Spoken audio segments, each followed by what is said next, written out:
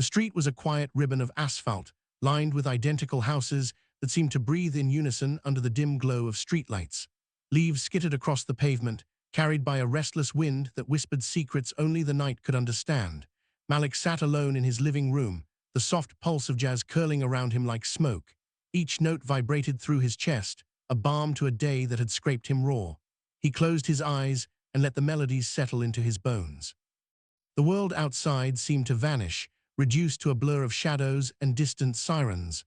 Then the door shook, 3 rapid, deliberate knocks that cut through the music like a knife. Malik's body stiffened. He tore the headphones from his ears, the sudden silence ringing louder than the music ever had. He hesitated for a moment, letting the faint crackle of static from his stereo fill the void. The knocks came again, harder this time. Reluctantly, he pushed himself from the couch, the carpet soft under his bare feet, and moved toward the door. When he opened it, the night revealed her standing there. Mrs. Whittaker, with her hair pulled tight into a severe bun, lips pressed into a thin line, eyes sharp enough to cut glass. Her posture was rigid, every ounce of her body radiating disapproval. In her hand, she clutched a folded piece of paper, a complaint she wielded like a weapon.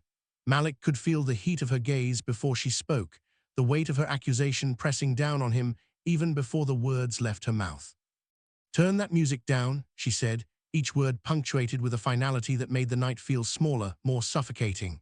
Malik opened his mouth to respond, to explain that the volume had barely risen above normal, that the notes had never intended to disturb anyone. But she didn't wait for his defense. With a small, deliberate turn, she retreated back to her house, leaving him standing in the doorway, the door half open, a silent barrier between them. Malik leaned against the frame, watching her disappear behind the curtains, the folds of her drapes like blinders cutting off any possibility of connection. His chest tightened. He closed the door slowly, as if sealing away more than just the hallway, as if shutting out the weight of judgment itself. He moved back to the couch, sank into its familiar cushions, and pressed his fingers to his temples. Frustration simmered, hot and unyielding, the kind that gnawed at the edges of his patience. The music that had been his sanctuary now felt like a target, a guilty pleasure he could no longer claim without fear of reprisal. He reached for the headphones, but hesitated. The jazz notes now felt intrusive, invasive, and he couldn't reconcile the warmth he had felt minutes ago with the cold sting of her disapproval. Outside, the world carried on with the soft rhythm of ordinary life. Cars passed, tires whispering against the asphalt. A dog barked somewhere far away, its voice carrying but not reaching him. Leaves danced their relentless ballet across driveways. All of it moved with a casual indifference that mocked the intensity of his private unrest. Malik let his gaze drift toward the window, the streetlights painting golden slashes across the floorboards. For a moment, he imagined Mrs. Whittaker behind her drawn curtains, sitting rigid in her armchair, as consumed with her righteousness as he was with his frustration. Their worlds had collided briefly, violently, yet silently, and left a residue neither could sweep away. A quiet storm lingered in the space between them, invisible but palpable, heavy with the unsaid, the unseen. He pressed his palms to his eyes, feeling the pulse of the music still echoing faintly against the walls. His mind wandered, replaying the knock, the glare, the way she had held that folded complaint like a weapon. In that moment, the absurdity struck him, how a few simple notes could become a battleground, how his private joy could be met with suspicion and aggression. The air in the room seemed to thicken, oppressive and unmoving, as if the house itself had absorbed the tension and refused to release it. Malik's eyes opened to the dim lamplight, casting long shadows across the walls. He thought about the long hours of work he'd endured that day, the small victories no one noticed, the quiet victories of surviving, of making it through without breaking. The music had been his reward, the little flame that kept the darkness at bay. And now, it was threatened by a neighbor who measured the world in decibels and rules, rather than in the fragile currency of human feeling. He rose, moving to the stereo, and let the music play softly, almost hesitantly. Each note was careful, tentative, as though it were testing the air, seeking permission to exist.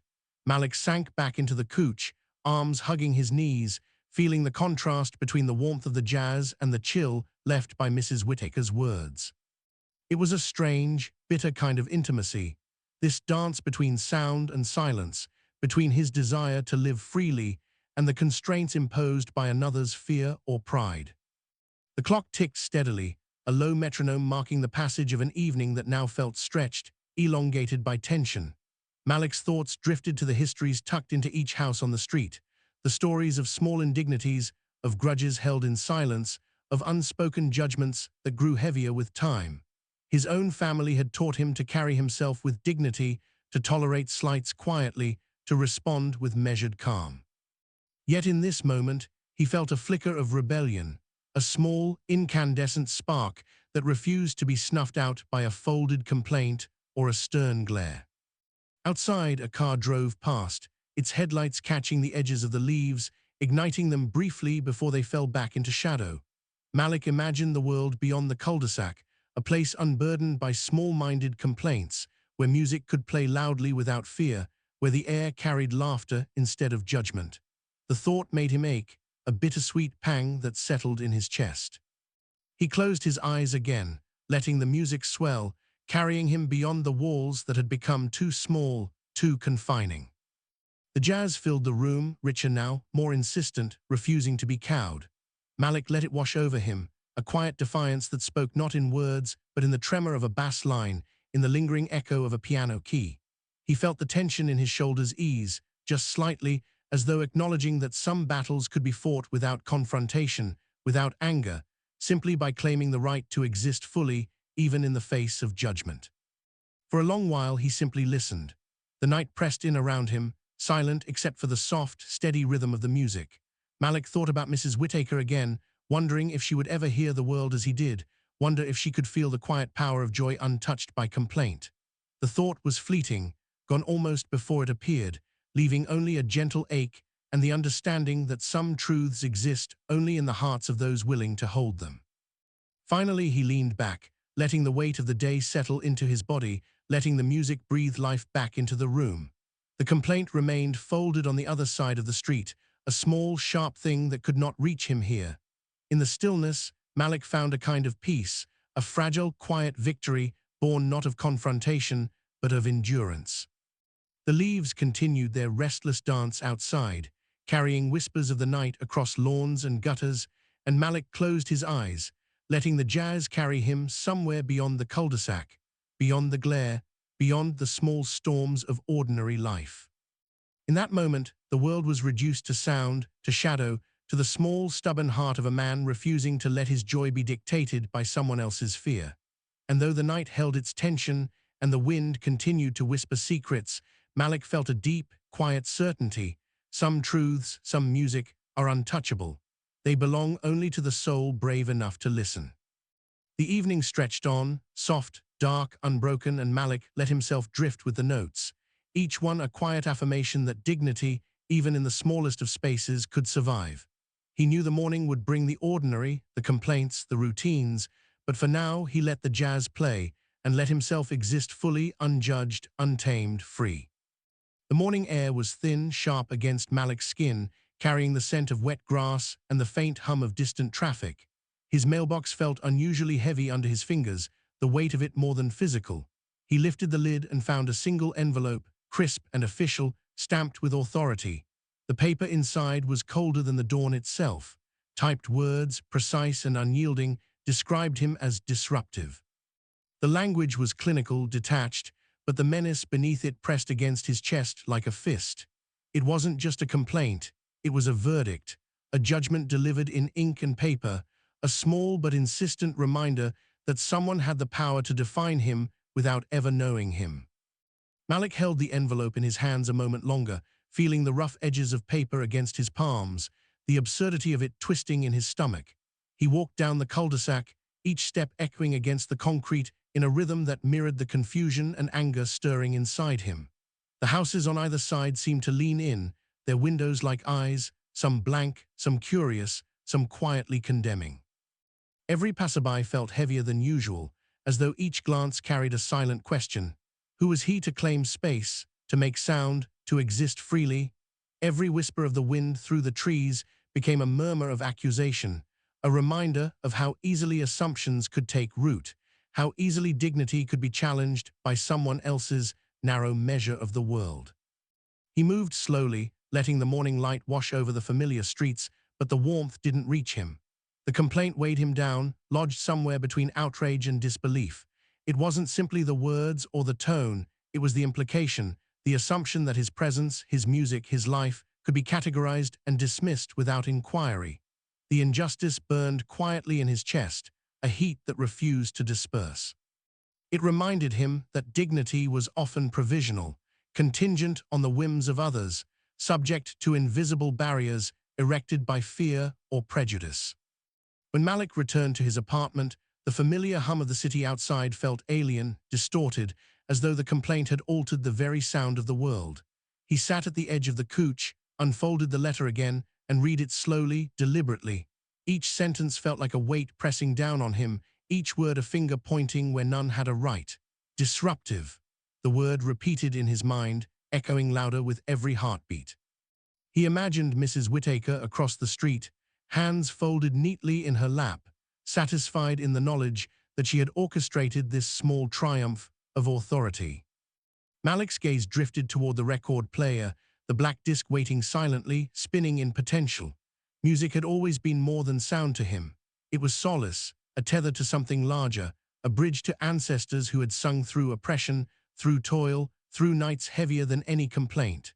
The rhythm of jazz, the subtle swells of melody, carried memory and defiance in equal measure. Each note a declaration that life could not be reduced to arbitrary rules, that joy could not be measured by someone else's comfort. He closed his eyes, letting the memory of past melodies flood him. He remembered his grandmother's voice, low and trembling but unwavering, singing songs that carried both pain and hope. He remembered the Sunday afternoons when music had been the only freedom, the only air that belonged to him.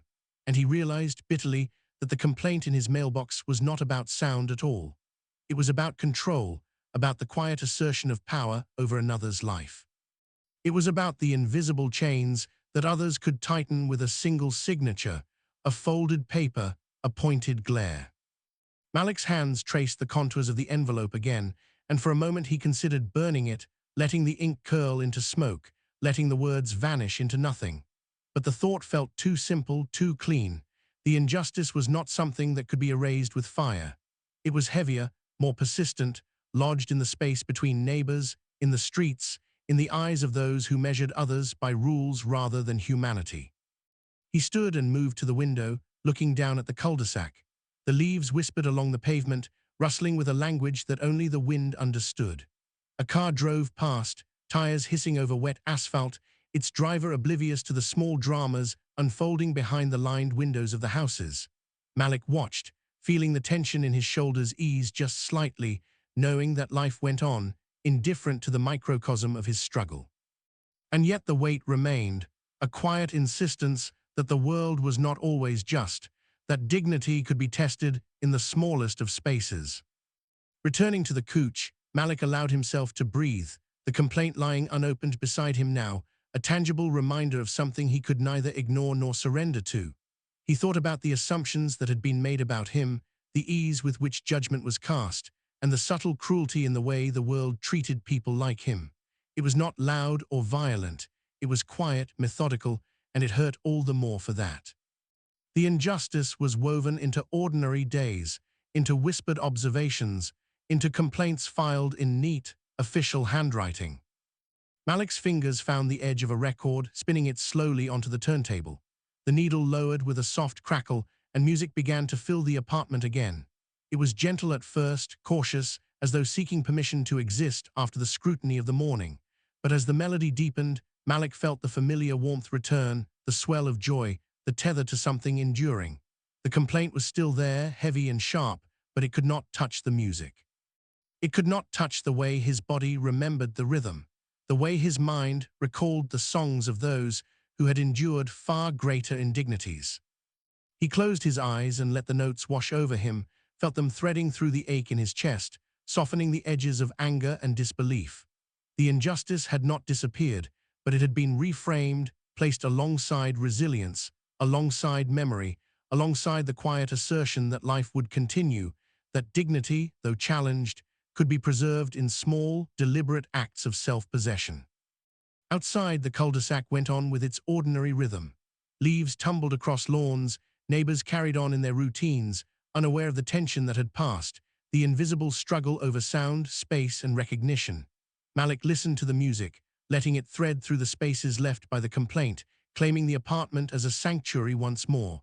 He felt the pulse of his own heartbeat align with the rhythm of the piano, the lift of the trumpet, the sway of the bass. Each note was a quiet rebellion, a claim staked in sound and memory, a refusal to be defined by someone else's narrow measure of decency.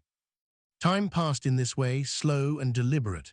Malik thought of ancestors singing through hardship, of voices raised against injustice in quiet, determined ways. He felt their presence, felt the lineage of resistance and dignity that ran through him, unbroken despite the small, sharp sting of morning bureaucracy. The complaint was paper, and paper could not erase centuries of survival, of joy, of music born in the shadow of adversity. By midday, Malik moved through his apartment with the same deliberate calm he had learned to carry like armor. He glanced at the unopened envelope, considered it once more, and then let it rest, a silent acknowledgement of reality without surrender. Music played softly, filling the corners of the space, threading through the tension, weaving a quiet protection around him. He understood that injustice was not always loud, that power could assert itself in subtle ways, but he also understood that dignity could persist, quietly, resiliently, in the same spaces. Malik sank back onto the couch, listening, breathing, allowing the room to settle around him. The morning had arrived with its weight, with its judgment, but it had also revealed something essential, that some connections between memory and music, between body and heritage, between resilience and self-respect, could not be disrupted by a complaint, by a glance, by the assumptions of someone else. They were unassailable, carried within, beyond the reach of narrow authority. And in that quiet, enveloped by the warm hum of jazz, Malik felt a measure of peace. The injustice still existed, sharp and real, but it had been met with acknowledgement and defiance, with memory and song. The world beyond the walls would continue its judgments, its whispers, its folded complaints, but here, in this apartment, dignity persisted. It had survived the night, and it would endure beyond the morning, carried in the soft insistence of music, the unspoken strength of lineage, and the quiet fire of a man refusing to be defined by anyone but himself. The evening settled over the cul-de-sac like a soft grey blanket, muting the world outside while sharpening the contours of Malik's small apartment. He moved through the room with deliberate care, the familiar motions of his ritual a tether to normalcy in a night that felt anything but. Fingers hovered over the vinyl, hesitated, then pressed down on the edge. The needle met the groove with a hiss, a tiny crackle that filled the silence, announcing the beginning of something intimate, something unyielding. Malik closed his eyes and let the music rise, each note a pulse, a heartbeat echoing through his chest, anchoring him in the space he claimed for himself. The jazz flowed, low and insistent, curling around the corners of the apartment. It was warmth against the chill of authority, a tactile thing that settled into his bones, reminding him of who he was when the world tried to reduce him to complaint forms and rigid expectations. He leaned back into the couch, letting the weight of the day, the letter, the glances, the faint scowl from across the street, dissolve into the melody. Here, in the crackle and hiss of the record, he could breathe. Here, his dignity had room to exist unchallenged, if only for these few hours. Outside, the neighborhood continued its quiet, obedient rhythm. The hum of cars on asphalt, the low murmur of air conditioners, the distant barking of a dog, all moved on as if unaware of the small rebellion unfolding behind drawn curtains and closed doors. For a moment, Malik allowed himself the thought that the world might never know, might never need to. This was private, sacred, unassailable, except by his own will. Yet the thought that she might return, that the complaint could escalate, threaded a chill through him. He imagined the knock again, sharp and insistent, the finality of her glare, and the warmth in his chest, tempered slightly with caution. He opened his eyes to the dim lamplight, shadows stretching long across the hardwood floor, bending and twisting with the rhythm of the music. Each chord was an assertion, each pause a statement that he existed here, fully, without apology. Malik thought about the subtle ways in which the world tried to shape him, to confine him into predetermined spaces of acceptable behavior. And yet, in this room, with music threading through every corner, he was untouchable.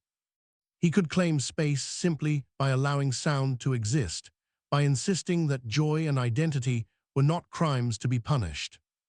The notes grew bolder, swelling, filling the room with their presence. Malik let the trumpet wail, let the bass thrum against the floorboards, let the piano spill into the air with deliberate persistence. It was a quiet defiance, but no less powerful for its subtlety. The apartment became a small fortress, walls lined with memory and sound, shields fashioned from rhythm and melody. In these moments, the world's scrutiny, the letter, the folded paper from the morning, all of it faded to insignificance. Music was a language no complaint could translate, a territory no gaze could invade. He sat forward, elbows on his knees, chin resting in his hands, and let the tension coil and uncoil with the tempo of the songs. His mind wandered to the larger currents of his life, the lineage of voices that had sung before him, the resilience stitched into his heritage, the quiet power in claiming one's space despite oppression. This record, this ritual, was more than resistance. It was communion, a dialogue with ancestors who had survived indignities far greater than a neighbor's disapproval. Each note was a whisper from those who had refused to be silenced, carrying both sorrow and celebration across time, settling finally in the present, in this small, unremarkable apartment. Malik's thoughts drifted briefly to the cul-de-sac beyond the windows. Each house was a vessel of ordinary life, occupants moving with the careful steps of the oblivious. Perhaps they noticed nothing, perhaps they did. Perhaps some understood that there were battles fought in silence, in small gestures, in melodies that carried defiance quietly, persistently. He let the idea sit, a soft acknowledgement that his rebellion did not need an audience, it needed only to exist. A pause in the music hung in the air, the brief silence between tracks like a held breath. Malik felt the weight of it, the delicate balance between freedom and surveillance, between joy and judgment. It was this tension that made the music more than entertainment, more than comfort. It had become identity, a claim to presence, to dignity, to a life that could not be measured by rules or envelopes or the limited imagination of a neighbor. He pressed play again, and the next track rose like a tide, carrying away the residue of fear, leaving clarity in its wake. The room seemed to breathe with him, alive in ways the street outside could not comprehend. Notes twisted and folded through shadows, touching the corners of the apartment where sunlight never reached, where the complaint's weight could not linger. Malik felt himself unfold in tandem with the melody, spine straightening, shoulders relaxing, spirit reaffirmed. He let the music carry him into memory, into reflection, into quiet celebration. Time became fluid, measured not by clocks but by crescendos and pauses. He imagined his ancestors listening alongside him, imagined their smiles in the quiet of the night, their voices threading through the saxophone, the piano, the soft hum of the bass. Each note was a conversation, a dialogue across centuries, a reminder that survival had never been quiet obedience, but insistence on being heard, on being seen, on being acknowledged. Malik's gaze settled once more on the window, watching shadows stretch and shrink under the dim streetlights. He imagined Mrs. Whittaker behind her curtain, perhaps unaware of the subtle defiance taking place, perhaps satisfied in her victory. But in that imagined satisfaction, he found neither fear nor submission. He simply let the music play, the assertion of his existence louder than any envelope, any stare, any rule. The night deepened, the hum of suburban monotony a constant, indifferent backdrop to the riot of sound within. Malik moved with it, swaying lightly, letting the melodies guide him, tracing the contours of resilience embedded in every note. He had felt the weight of judgment, the sting of assumption, the subtle mechanisms of control that sought to shrink him. And yet, in the glow of the record player, in the warmth of the crackling vinyl, none of it could touch him. He existed fully, persistently, defiantly, in the spaces he chose to claim. Minutes bled into hours, and Malik let the music become meditation, rebellion, memory, and affirmation all at once. He didn't need to confront, didn't need to speak, didn't need to justify. Each chord, each swell of melody was proof enough. Proof that dignity could be quiet, yet unyielding, that identity could exist even under scrutiny, that joy could persist where others sought to limit it. Finally, as the record spun toward its end, Malik exhaled slowly, letting the echo of the last note linger in the room. The music had done more than fill space, it had claimed it. The envelope still sat unopened on the table, inert, powerless against the rhythm of his lineage, his memory, his assertion of self. The world beyond the apartment continued in its monotony, oblivious to the small revolution that had taken place within these walls. Malik leaned back, closed his eyes, and let the warmth of the music wash over him, carrying away the tension, the anticipation, the faint shadow of fear. In this small, unremarkable space, he had carved out a realm where he could exist fully unjudged, untamed. The evening passed, not in confrontation but in presence, not in loud defiance, but in the quiet, persistent insistence that dignity, identity, and joy could survive anywhere, even in the shadow of scrutiny. And as the needle lifted, letting the final hiss of vinyl fade into silence, Malik remained seated, chest rising and falling, heart steady, spirit affirmed. The music had ended, but its assertion endured, echoing quietly, insistently, a soft rebellion that no complaint, no glance, no judgment could ever erase. The night had deepened, folding the cul-de-sac into shadows so thick they seemed to press against the walls. Malik sat in his living room, the faint hum of his record player now a memory, the vinyl resting silently on its spindle. The apartment felt heavier, the echoes of earlier tension lingering like smoke. Then he noticed it, a flicker of light across the street, a pulse from Mrs. Whittaker's window, brief and irregular, cutting through the darkness. Malik froze, a slow sense of alertness tightening in his chest. Moments later, a sound emerged, tentative at first, almost swallowed by the quiet of the night. A television, muted and distant, began to rise in volume, creeping into the street with the authority of inevitability. Malik leaned forward, heart tightening. It wasn't music, not the melodies he had played, the sanctuary he had carved for himself. It was something larger, broadcast live, urgent, impossible to ignore. His pulse quickened as he recognized it, the national anthem. The chords and harmonies swelled, carried from the muted television into the open night, claiming space beyond the confines of any living room or complaint. Across the street, Mrs. Whittaker appeared at the window. Her posture was rigid, her eyes wide, unblinking, as if the sound itself had forced her into attention. Malik watched, almost in disbelief, as the woman who had hours ago brandished judgment and disapproval now sat captive to the broadcast. The irony struck him sharply. The very sound she had called disruptive, the very notes she had deemed offensive, now commanded her focus, demanded her acknowledgement. He felt a flicker of bitter amusement, tempered by the quiet ache of recognition, how differently the world measured sound, whose voices it chose to elevate, whose it silenced. Malik moved closer to the window, drawn by the faint thrum of unity, by the way the anthem seemed to fill the space with authority, with inevitability, with undeniable presence. His reflection appeared in the glass beside him, eyes wide, chest tight, mirroring the intensity he saw across the street. He realized then the cruel symmetry of power. Some voices must bow, some must silence themselves, while others were granted the right to be heard, celebrated, affirmed. The injustice twisted inside him, bitter and sharp, a visceral understanding of how arbitrary attention could be, how identity and presence were constantly negotiated, constantly measured by external consent. The anthem swelled, filling the night with its bold, unyielding chords. Malik could feel the vibration in his chest, the same way he had felt jazz fill his apartment hours earlier. Yet here it was different, public, sanctioned, commanding respect by decree rather than by presence or feeling. He let the contrast settle over him. His music had been intimate, personal, a language of lineage, memory, and self-possession. Hers now was imposed, celebrated, and demanded obedience.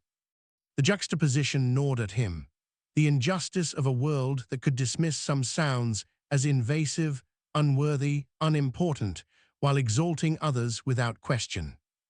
Malik leaned against the sill, hands gripping the wood, feeling the tension coil in his shoulders, and watched.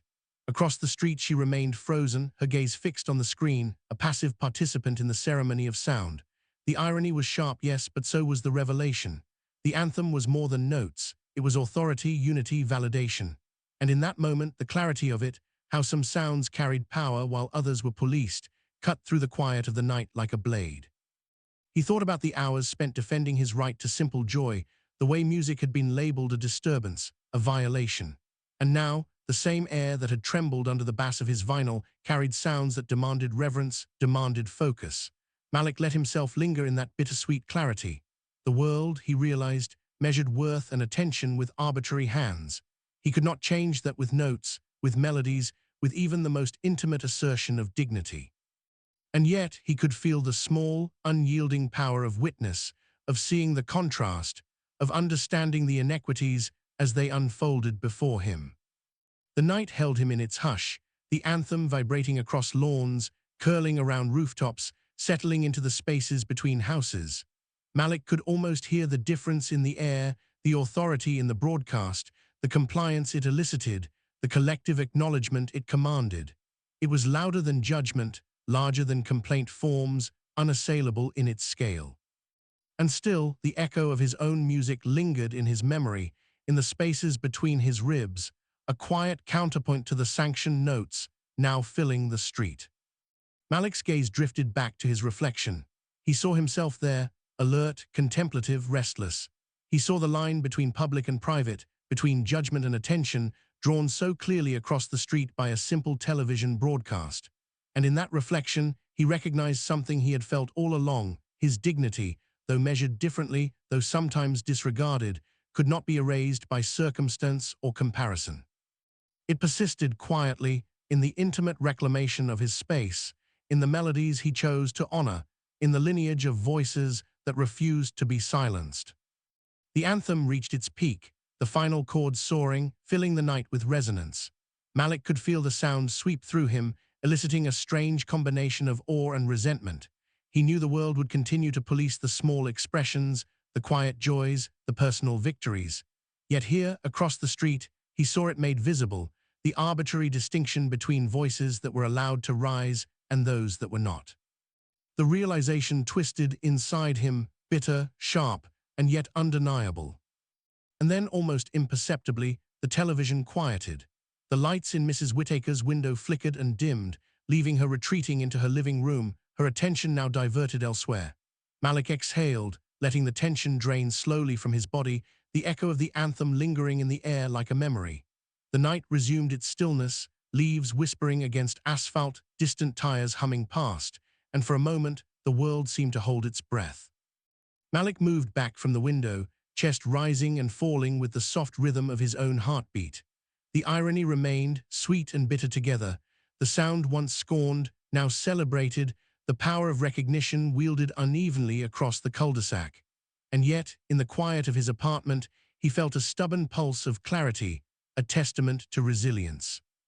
Music, his music, might not command public attention, but it was his assertion, his voice, his claim to space, unpoliced and untouchable within the sanctuary he had created.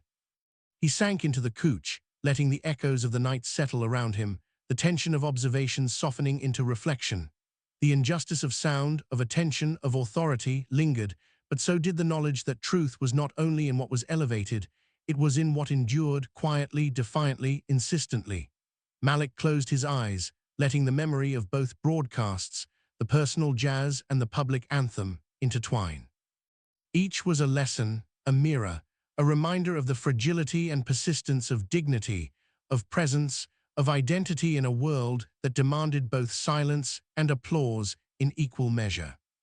And as the night deepened, the street returned to its muted rhythm, suburban monotony humming softly under the moon.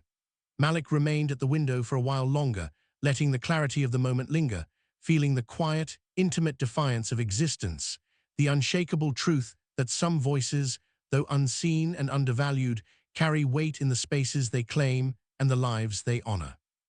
Malik's chest rose and fell slowly, each breath drawing the night deeper into him. The echo of the anthem still lingered in the cul-de-sac, curling around rooftops and lamplight, a presence both grand and intimate. Across the street, Mrs. Whittaker remained visible in her window, rigid in posture, the formality of her frame softened by a subtle stillness he had never seen before. She wasn't speaking, wasn't gesturing, yet the weight of her attention pressed into the night like a tangible thing. In that pause, Malik felt the absurdity of the morning's complaint, how a few chords of jazz could be deemed threatening, while a nation's anthem demanded reverence, unravel quietly, exposing a truth that needed no words to confirm. He let himself settle into the rhythm of his own heartbeat, noticing the way the muscles in his shoulders released tension he hadn't realized he was carrying.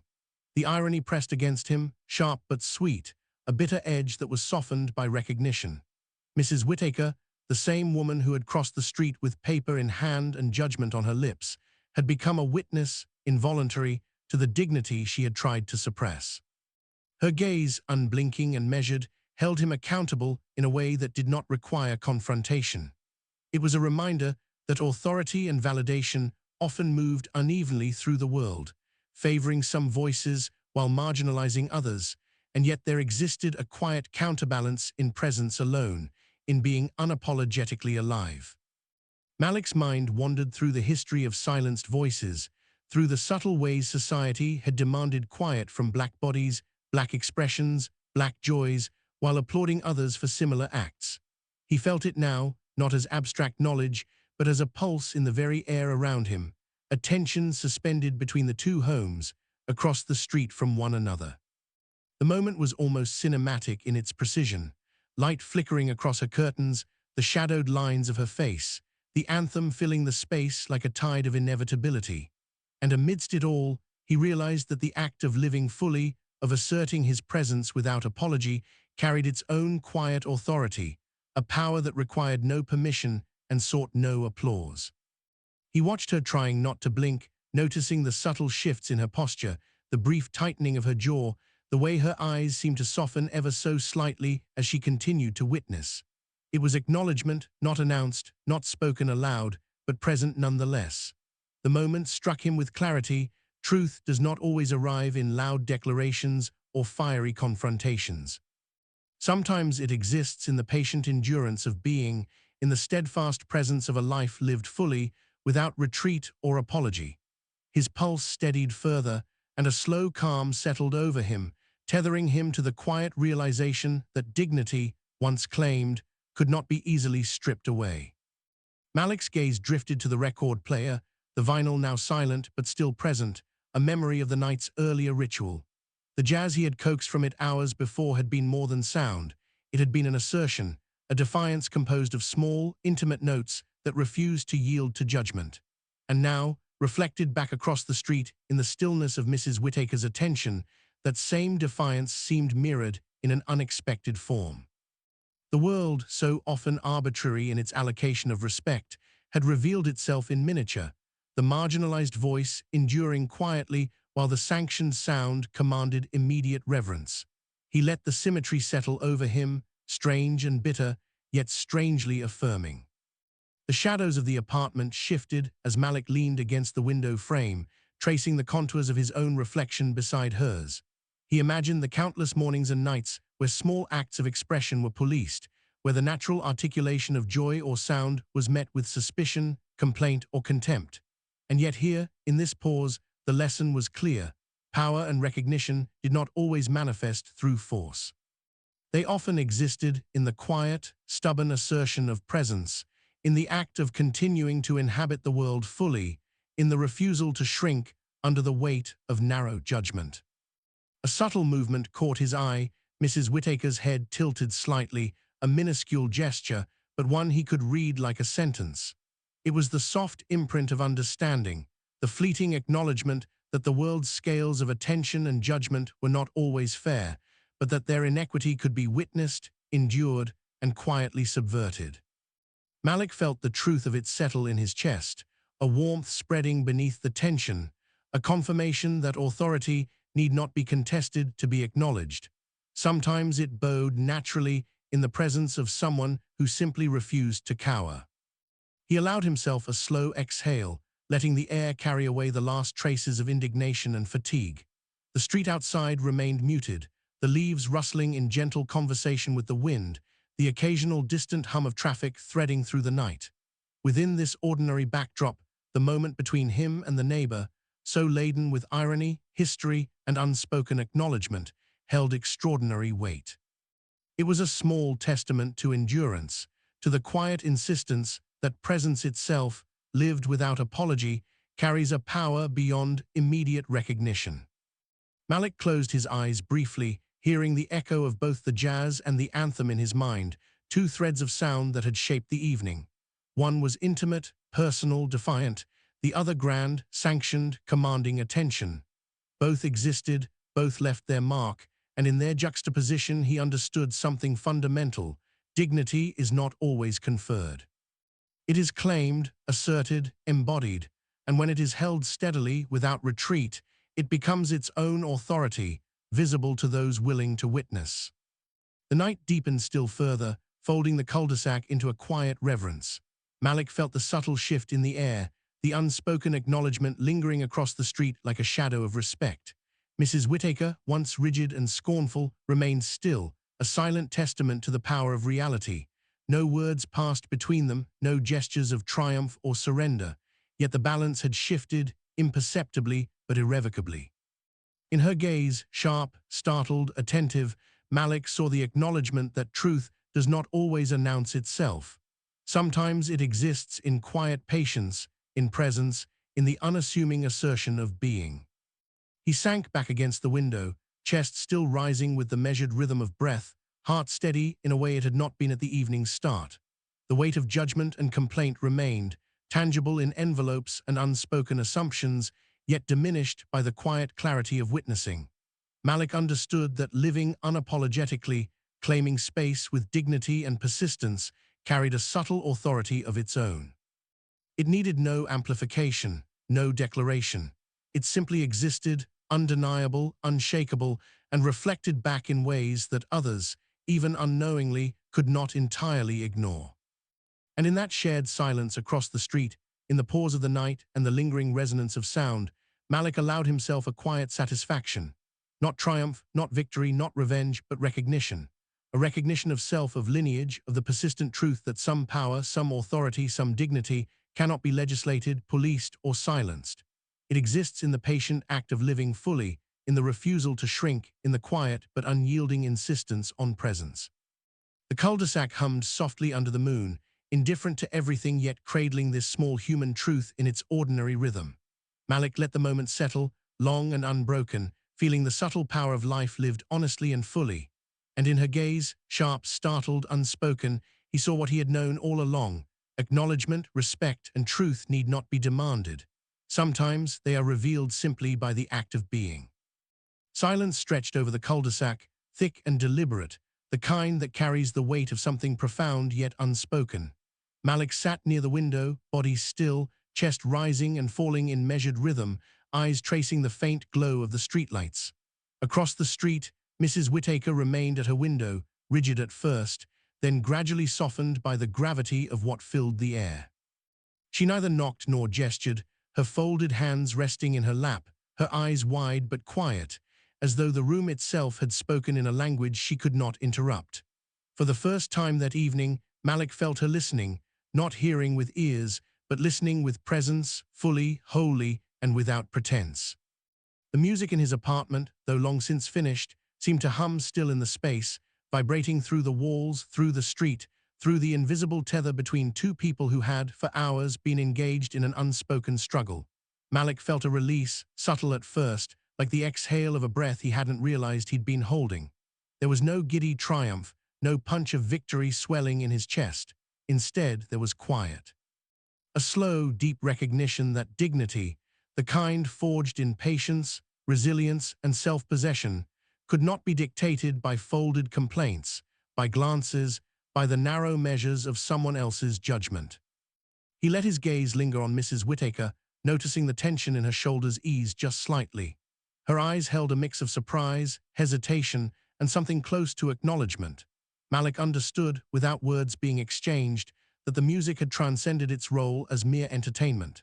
It had become history, memory, defiance, and identity woven into sound waves, reverberating far beyond the reach of petty grievances. The small gestures of everyday judgment, the complaint forms, the scowls, the officious steps across the street, had been eclipsed by something larger, undeniable. The apartment felt warmer now, though the air had not changed. Malik sank further into the couch, letting the residue of the evening settle in his chest. He thought of the countless times that voices like his had been asked to soften, to vanish, to bend quietly under the weight of someone else's narrow authority. And yet here it was, proof subtle but undeniable, that presence once claimed cannot be erased. Music, living and insistent, had spoken where words might have failed. The anthem, the complaint, the judgment, none of it diminished the truth that he existed, fully and unapologetically, in the space he inhabited. Outside, the world remained unchanged. Cars rolled by, tires hissing against asphalt, leaves continued their restless dance across driveways, and distant voices carried through the cul-de-sac, oblivious to the quiet reckoning occurring between two houses. And yet, within the apartment, within the glow of the window across the street, a subtle transformation had taken place. The power dynamic that had been so rigid, so sharply defined by rules and assumptions, had shifted, not with confrontation, not with anger or declaration, but with simple, undeniable truth. Malik rested his hands in his lap, feeling the pulse of the evening settle into the steady rhythm of his own heart. The quiet triumph was not public. It required no audience.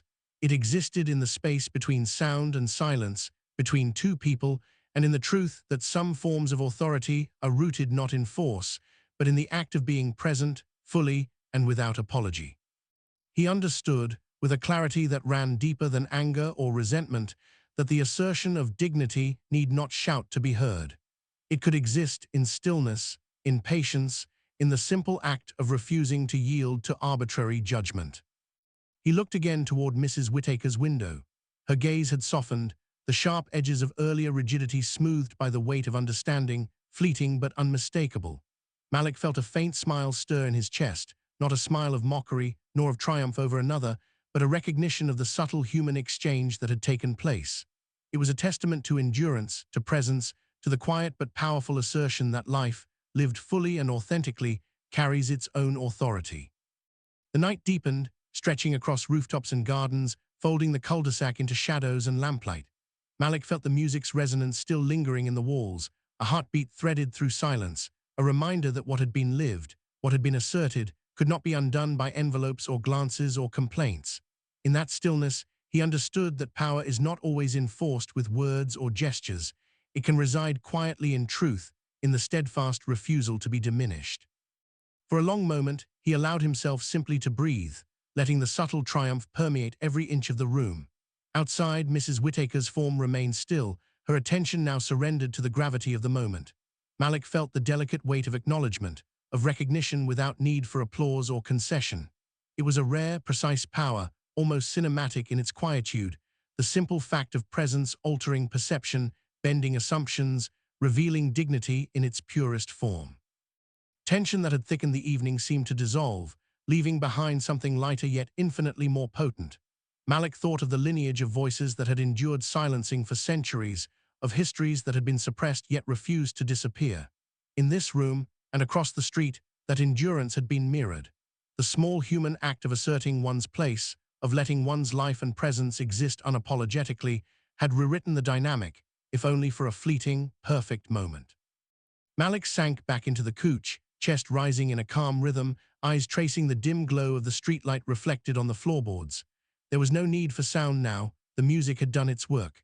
The silence that filled the room was not emptiness, but weighty, meaningful, alive with understanding.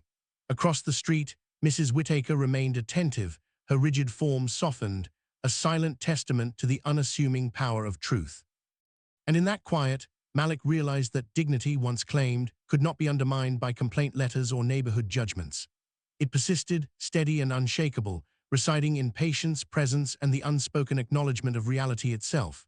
The world outside continued in its ordinary rhythm, unaware of the subtle transformation that had occurred, but within the room and across the street, power had shifted, not through force, but through the undeniable, persistent authority of truth. Malik let himself exhale fully, releasing the tension of the night, the anticipation, the thin coil of anxiety that had lived in his chest. No words were needed, no gestures of victory.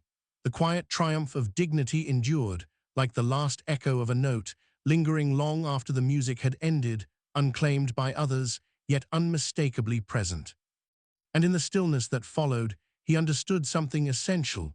Truth, patience, and presence, unassuming, unwavering, hold a power far greater than any complaint, any gaze, any measure of authority. Morning light spilled across the cul-de-sac, soft and diffused, brushing the edges of lawns and rooftops with pale gold. Malik moved through his apartment with careful, familiar motions, the echo of the previous night still settling in his chest. The record player sat quietly in the corner, needle resting, vinyl still warm with memory. He could feel the residue of yesterday's tension in his shoulders, a subtle, lingering coil that had unwound only slowly, replaced now by a tempered calm. Outside, the world carried on with its ordinary rhythm. Tires hissed over asphalt, birds scattered across fences, neighbors exchanged muted greetings without thought or reflection. Yet across the street, a subtle shift had occurred. Malik noticed Mrs. Whittaker as he stepped onto the walkway, brief and measured. Her posture was straighter, her hands folded in a gesture that spoke neither threat nor triumph, but something else, recognition. She nodded as he passed, a small motion, almost imperceptible, yet heavy with acknowledgement. It was a wordless conversation, a transaction of respect carried in silence rather than sound. Malik let himself absorb it, feeling the significance of the gesture settle quietly into his chest. Music had always been more than sound to him, more than rhythm or melody. It had been a private rebellion, a space in which he could assert identity, lineage, and resilience. Now, however, he understood it had become something greater. Each note, each crackle of vinyl, each pulse of rhythm was a statement of presence, a declaration that could not be diminished by complaint forms, by narrow judgments, or by casual disapproval. The realization carried weight, heavy but affirming, like the last chord of a song that refuses to fade. As he moved through his morning routine, pouring coffee, straightening papers, letting sunlight drift across the kitchen counter, Malik felt a quiet pride settle over him. The lesson was simple, cinematic in its clarity. Acknowledgement does not always arrive through confrontation, through argument, or through insistence. Sometimes it arrives through witnessing, through attentive presence, through the quiet absorption of truth. And when it does, it carries weight far heavier than words ever could. Across the street, Malik imagined Mrs. Whittaker pausing in her own apartment, the memory of last night lingering in her mind. Perhaps she thought of the music differently now, not as a disruption or disturbance, but as a vessel for something larger: history, culture, resilience, identity. The complaint she had filed, once thick with judgment and authority, had been rendered mute by the resonance of what could not be silenced, the assertion of human dignity through sound, through life, through being unapologetically present. Malik stepped onto his porch, inhaling the morning air, feeling it fill his lungs with ordinary warmth. The cul-de-sac carried on as always, yet for him and her, the world had subtly shifted. Boundaries of understanding had been nudged, assumptions quietly unsettled. He thought about how often society demanded quiet from black voices, how often it applauded others for similar acts of expression, and how rare it was to witness the reversal, even briefly, of that pattern. Yet here, in the small gestures of nods and glances, in the quiet persistence of music and presence, the truth had been made visible.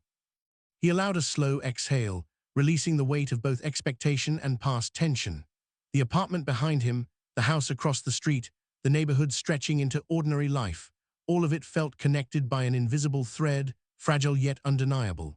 Music had spoken where words might have faltered, history had passed through sound rather than argument, and dignity had found a way to assert itself beyond the limits of complaint or judgment.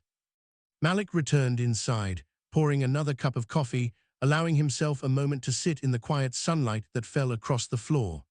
The experience left its mark, indelible and subtle, a confirmation that identity, resilience, and presence are forms of language as powerful as any written complaint, any shouted accusation, any attempt at suppression. Music, once his private rebellion, had become proof, a living testimony that dignity could be asserted simply by continuing to exist fully and authentically in a world that often demanded silence.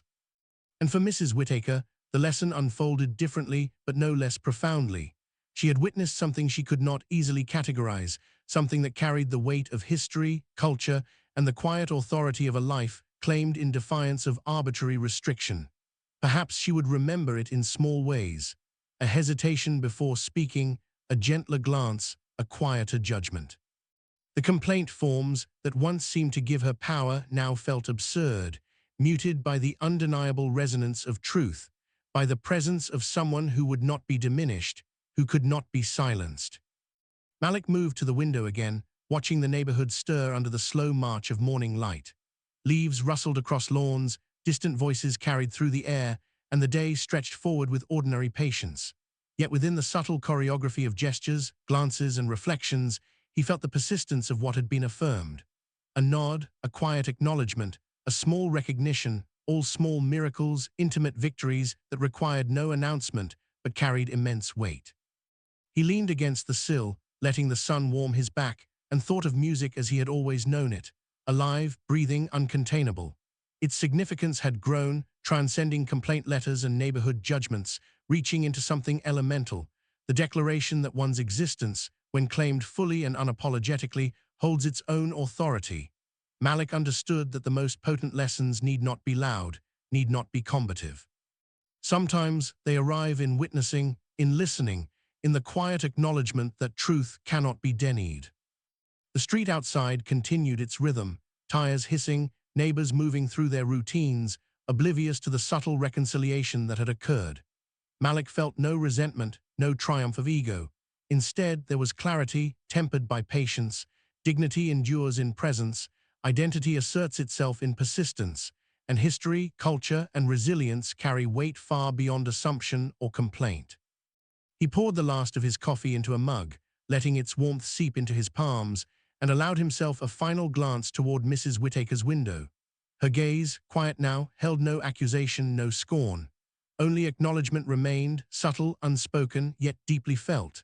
It was a recognition that some things, truth, identity, dignity, cannot be legislated, policed, or silenced. They exist in presence, in endurance, in the patient act of living fully, and when witnessed, they leave a mark that cannot be undone. Malik turned from the window, letting the morning light fill the room, a soft affirmation of what had passed. Music would play again, in his apartment, in his life, carrying the same authority it always had, living proof that presence and resilience speak louder than complaint forms, louder than judgment, louder than the limited assumptions of others. And in that quiet, he felt the lasting resonance of what had been learned.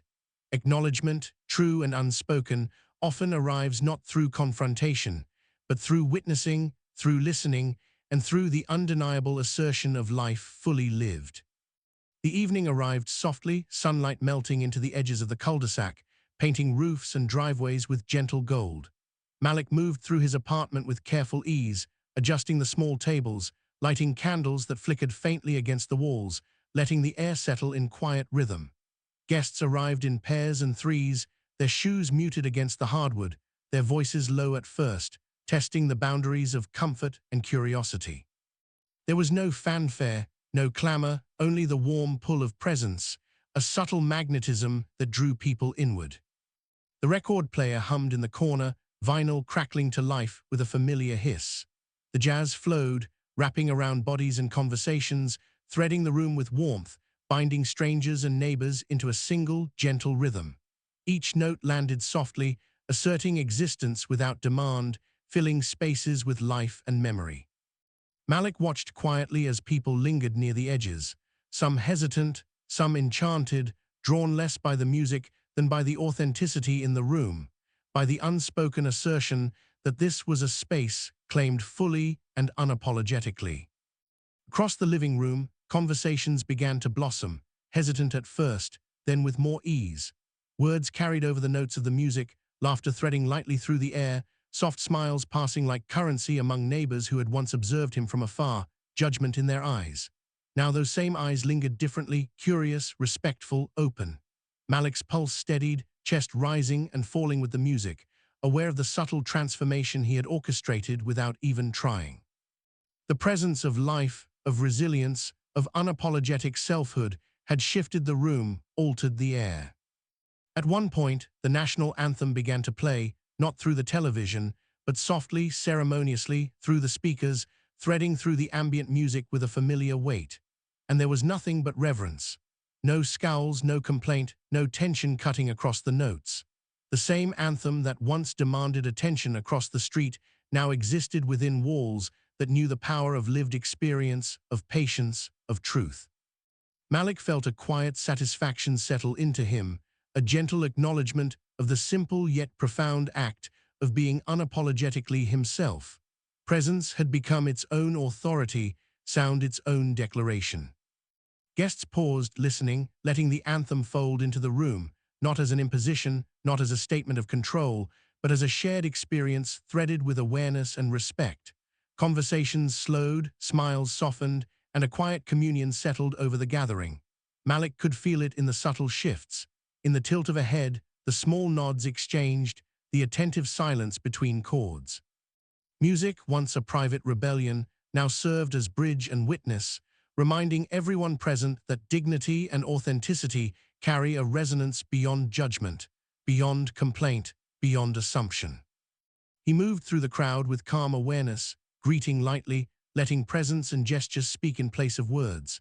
A neighbor lingered near the record player, eyes wide as if seeing him for the first time, not the same neighbor who had once whispered complaints, but someone who understood, without explanation, the power of a life fully claimed. Malik smiled softly, the warmth of recognition threading through his chest, a pulse of quiet affirmation that words could never fully capture. Outside, the cul-de-sac remained ordinary, the hum of tires on asphalt, the distant bark of a dog, the whisper of leaves in the wind. But within these walls, time seemed to bend, stretching and folding around the music, the conversations, the shared acknowledgement of humanity. Every note, every pause, every glance became an intimate act of validation, a small, persistent reminder that respect cannot be legislated, demanded, or faked. It is earned in quiet, persistent presence, in integrity, and in the simple act of being fully oneself. Malik paused by the window, letting the night breathe through the panes, feeling the soft hum of life both inside and out. He noticed Mrs. Whittaker at the edge of the gathering, hesitant but present, a small smile tugging at her lips. No words passed between them, no gestures of concession or apology. And yet in that unspoken space, a quiet acknowledgement had settled. The complaint forms, the scowls, the judgment, they were shadows now, eclipsed by the living, breathing proof of dignity and authenticity. The gathering continued, flowing in gentle waves of conversation and music. Glasses clinked softly, laughter threaded lightly, and the room hummed with the unspoken understanding that presence itself is power.